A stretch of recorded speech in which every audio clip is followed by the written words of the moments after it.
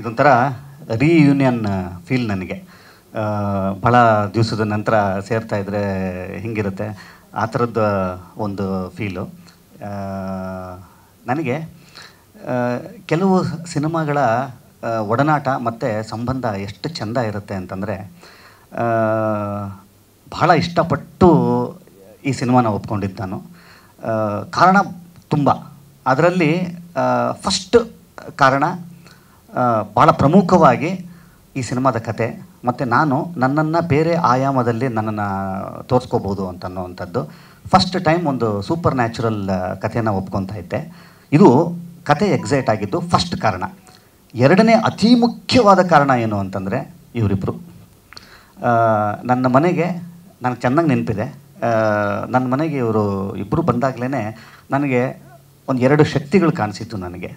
ಯಾಕಂದರೆ ಇವರಿಬ್ಬರು ಸಿನಿಮಾನ ಎಷ್ಟು ಪ್ರೀತಿಸ್ತಾರೆ ಅಂತ ನಾನು ಮತ್ತೆ ಈ ವೇದಿಕೆ ಮೇಲೆ ಇನ್ನೊಂದು ಸಲ ಹೇಳಬೇಕಾಗಿಲ್ಲ.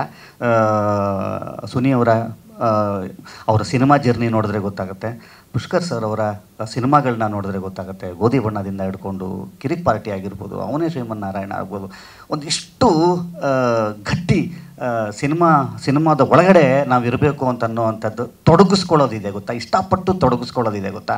ಅದನ್ನು ಇವರಿಬ್ಬರು ನನ್ನ ಜೊತೆಲಿದ್ದಾರೆ ಅಂತ ಅಂದಾಗ ಒಬ್ಬ ಆ್ಯಕ್ಟರಾಗಿ ನಾನು ನಂಬೋದು. ಇವರಿಬ್ಬರಿಗೂ ಚೆನ್ನಾಗಿ ಗೊತ್ತು. ನಾನು ಕತೆ ಲಾಕ್ ಮಾಡಿದ ನಂತರ ಮತ್ತೆ ನಾನು ಸಿನಿಮಾನ ಜನಗಳ ಜೊತೆಯಲ್ಲೇ ನೋಡೋದು. ಯಾವುದೇ ಒಂದು ಸಣ್ಣ ತುಣುಕು ಕೂಡ ಇದುವರೆಗೂ ಕೂಡ, ಈ ಸಿನಿಮಾಗೆ ಅಂತಲ್ಲ, ನನ್ನ ಯಾವ ಸಿನಿಮಾ ಆದ್ರೂ ಕೂಡ ನಾನು ಮೊದಲೇ ಒಂದು ಶೋನ ನೋಡೋ ಅಂಥದ್ದು ಅಥವಾ ಎಡಿಟಿಂಗ್ ಜಾಗಕ್ಕೆ ಹೋಗಿ ಒಂದು ಸಾಂಗ್ ನೋಡಿಬಿಡೋ ಅಂಥದ್ದು ನಾನು ಇದುವರೆಗೂ ನಾನು ಮಾಡಿಲ್ಲ.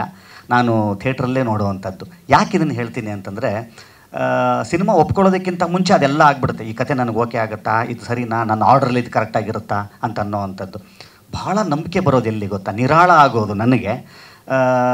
ಈ ಥರದವ್ರು ಸಿಕ್ಕಾಗ ನನ್ನ ಸಿನಿಮಾ, ನನ್ನ ಒಂದು ಪ್ರಾಜೆಕ್ಟು ಸೇಫ್ ಹ್ಯಾಂಡ್ಸಲ್ಲಿದೆ ಅಂತನ್ನೋವಂಥದ್ದು. ಒಳ್ಳೆಯ ಅಪ್ಪ ಅಮ್ಮ ಈ ಸಿನಿಮಾಗೆ ಸಿಕ್ಕರು ಅಂತಂದರೆ ಒಬ್ಬ ಆ್ಯಕ್ಟರಾಗಿ ನನಗೆ ಇನ್ನೇನಿರಬೇಕು. ನನ್ನದೇ 7-11 ಆಗಿರ್ತದೆ. ಅಂದರೆ ಒಬ್ಬ ಆ್ಯಕ್ಟರಾಗಿ ಈ ಶಾರ್ಟಲ್ಲಿ ಹಿಂಗೆ ಮಾಡೋಣ, ಈ ಗೆಟಪ್ ಚೆನ್ನಾಗಿರುತ್ತಾ ಅಂತ ನನಗೆ ಭಯಾನಕ ತಲೆ ತಿಂತೀನಿ ನಾನು ಇವರಿಗೆ. ಸರ್ ಇಲ್ಲಿಂದ ನಡ್ಕೊಂಬರೋದು ಅಂತಂದರೆ ಎಗರ್ಕೊಂಬರಲ್ಲ ಅಂತಂದಿರ್ತೀನಿ. ಸರ್ ಇದು ಎಗರೋದು ಇಲ್ಲಿ ಸೂಟ್ ಆಗಲ್ಲ ಅಂತಂದಾಗ ಮಾತ್ರ ಎಗರೋದು ಕಟ್ ಮಾಡಿರ್ತೀನಿ. ಈ ಥರದ್ದು ನನ್ನನ್ನು ಸಹಿಸ್ಕೋತಾರೆ. ಎಲ್ಲ ನಿರ್ದೇಶಕರುಗಳಿಗೂ ಹೇಳ್ತೀನಿ, ತುಂಬ ಈ ಥರದ್ದು. ಅಂದರೆ ಈ ಸಿನಿಮಾ ಹೆಂಗಾಗುತ್ತೆ ಅಂತ ಅನ್ನೋದು ಇಡೀ ಚಿತ್ರನ ಒಬ್ಬ ನಿರ್ದೇಶಕರಿಗೆ ಗೊತ್ತಿರುತ್ತೆ. ನನಗೆ ಆ ಸೀನ್ ಮಾತ್ರ, ಈ ಸೀನ್ ನಾನು ಇಲ್ಲಿ ನನ್ನ ಪರ್ಫಾರ್ಮೆನ್ಸ್ ಓರಿಯೆಂಟೆಡ್ ಹೋಗ್ಬಿಡ್ತೀವಿ ಒಂದೊಂದು ಸಲ. ಇಲ್ಲ ಹಂಗಲ್ಲ ಹಿಂಗಲ್ಲ ಅಂತನ್ನೋವಂಥದ್ದು. ಭಾಳ ಅದ್ಭುತವಾದಂಥ ವ್ಯಕ್ತಿತ್ವ. ಈ ಸಿನಿಮಾದ ಮುಖಾಂತರ ಒಂದಿಷ್ಟು ಒಳ್ಳೆಯ ವ್ಯಕ್ತಿಗಳು ನನಗೆ ಪರಿಚಯ ಆಗಿದ್ದು ನನ್ನ ಲೈಫಿಗೆ. ಇವರೆಲ್ಲರೂ ಕೂಡ ಬರೀ ಸಿನಿಮಾಗೆ ಮಾತ್ರ ಅಲ್ಲ, ಖಂಡಿತ ಈ ಸಿನಿಮಾಗೆ ಮಾತ್ರ ಅಲ್ಲ, ಒಂದಿಷ್ಟು ವ್ಯಕ್ತಿತ್ವಗಳು ನನ್ನ ಲೈಫಿಗೆ ಸಿಕ್ಕಂಥದ್ದು. ಮತ್ತು ಒನ್ಸ್ ಅಗೇನ್ ಅವತಾರ ಪುರುಷಕ್ಕೆ ನಾನು ಥ್ಯಾಂಕ್ಸ್ ಹೇಳಬೇಕು. ಈಗ ಕ್ರೆಡಿಟ್ಸ್ ಎಲ್ಲ ಅವತಾರ ಪುರುಷಕ್ಕೆ ಹೋಗುತ್ತೆ. ಲೇಟು ಅಂತ ಅನ್ನೋವಂಥದ್ದು ಒಂದು ಬಂತು. ಏನಿಲ್ಲ, ಅವತಾರ ಪುರುಷ 22ರಲ್ಲಿ ರಿಲೀಸ್ ಆಗಿತ್ತು. ಅವತಾರ ಪುರುಷ 2 ಮತ್ತು 22ರಲ್ಲೇ ಆಗ್ತಾಯಿದ್ದೀವಿ. ಡೇಟು ಎಲ್ಲೂ ಲೇಟ್ ಆಗಿಲ್ಲ. ಅದು 22, ಇದು 22, ಮಾರ್ಚ್ 22.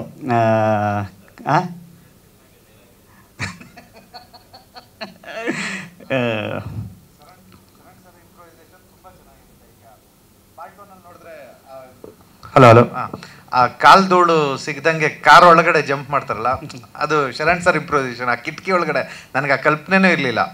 ಅಂದರೆ ಬಂದು ಆ್ಯಕ್ಷನ್ ಮಾಸ್ಟರ್ ಇರಲಿಲ್ಲ, ಏನಿಲ್ಲ, ಶರಣ್ ಸರೇ ಅದನ್ನು ತೋರಿಸಿದ್ದು. ಸೊ ಆ ರೀತಿ ತುಂಬ ಅದಕ್ಕೆ ಮತ್ತು ಅವ್ರಿಗೆ ಕ್ರೆಡಿಟ್ಸ್ ಹೇಳ್ತೀನಿ. ಯಾಕೆ ಅಂತ ಕೇಳಿ, ಒಬ್ಬರು ನಿರ್ದೇಶಕರು ನಮಗೆ ಕೊಡೋವಂಥ ಒಂದು ಚಿಕ್ಕ ಸ್ವತಂತ್ರ ಇದೆ ಗೊತ್ತಾ, ಈ ಕ್ರಿಯೇಟಿವ್ ಸ್ವತಂತ್ರ ಇದೆ ಗೊತ್ತಾ.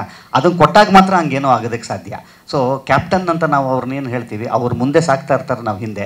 ಇವತ್ತು ಏನೇನು ಆಗಿದೆ ಈ ಸಿನಿಮಾಗೆ, ಖಂಡಿತವಾಗ್ಲೂ ನಾನು ಈ ಸಿನಿಮಾದ ನಾಯಕ ನಟ ಅಂತ ನಾನು ಹೇಳ್ಕೊಳ್ಳೋದೇ ಇಲ್ಲ. ಯಾಕೆ ಅಂತ ಕೇಳಿ, ಇಲ್ಲಿಂದ ಹಿಡ್ಕೊಂಡು ಹೀರೋಗಳು ಕೂತಿರೋವಂಥದ್ದು. ಈ ಸಿನಿಮಾದ ಒಂದೊಂದು ಫ್ರೇಮನ್ನು ಕೂಡ ವಿಲಿಯಮ್ ಅವರ ಪ್ರೀತಿನ ತೋರಿಸುತ್ತೆ.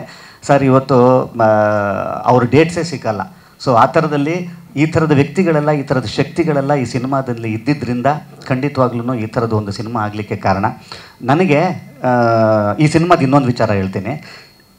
ಈ 2 ವರ್ಷದ ಜರ್ನಿಯಲ್ಲಿ ಜನ ನಾನು ಸುಮ್ಮನೆ ಇದನ್ನು ಉತ್ಪ್ರೇಕ್ಷೆ ಆಗುತ್ತೆ, ಆದರೂ ಆದರೂ ಹೇಳ್ಬಿಡ್ತೀನಿ, ಸತ್ಯ ಅದು. ಉತ್ಪ್ರೇಕ್ಷೆ ಅಂದರೆ ನನ್ನ ಜಾಗದಲ್ಲಿ ಅದು ಉತ್ಪ್ರೇಕ್ಷೆ. ನಾನು ಯಾವುದೇ ಒಂದು ಪೋಸ್ಟ್ ಮಾಡಲಿ, ಗುರು ಅವತಾರ ಪುರುಷ 2 ಯಾವಾಗಪ್ಪ ಅಂತ ಕೇಳ್ತಾರೆ. ನಾನು ಎಲ್ಲೋ ಮರದ ಕೆಳಗೆ ಕೂತ್ಕೊಂಡು ಒಂದು ಊಟ ಮಾಡ್ತಿರ್ತೀನಿ ರೀ, ಗುರು ಇದನ್ನು ಮಾಡೋವಂತೆ